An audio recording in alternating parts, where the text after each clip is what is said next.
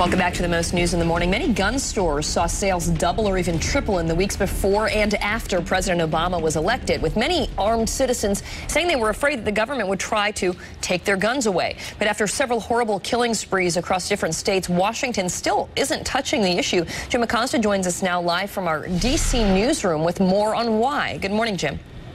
Good morning, Kieran. That's right. You'd think with a Democratic president and a Democratic Congress, gun control bills would be on their way to the White House for the president's signature. But times have changed, and so have Democrats on gun rights.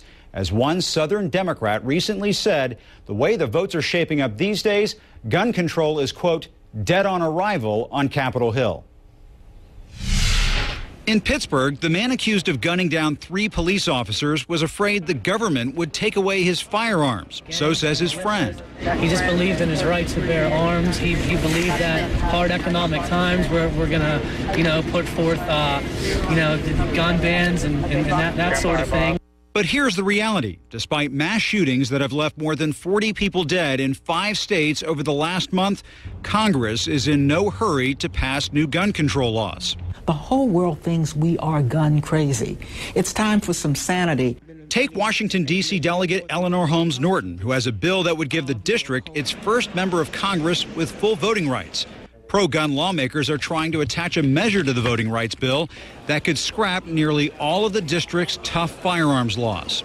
If this gun bill is attached to it and there's blowback from somebody getting hurt in this city, they're going to look to see who let this get passed. And when Attorney General Eric Holder recently dangled the idea of bringing back the Clinton-era ban on assault weapons, there are just a few gun-related changes that we would like to make, and among them would be to reinstitute the ban on the sale of assault weapons. The president of the National Rifle Association sounded the alarm. Our divine rights, they might have been endowed by a creator, but they're preserved by mortals.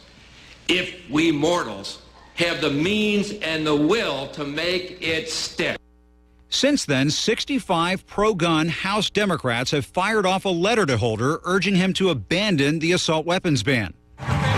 Many Democrats, like Senators Mark Warner and Jim Webb of Virginia, are getting elected with the help of NRA supporters.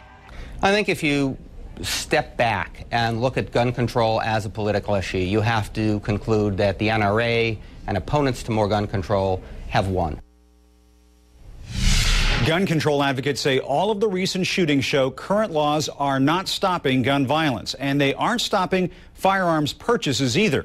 The FBI says instant background checks on gun buyers are way up, an indication weapon sales are soaring across the country. And Kieran, speaking of that Pittsburgh case, the gunman in that case allegedly used an AK-47, a gun that would have been banned under the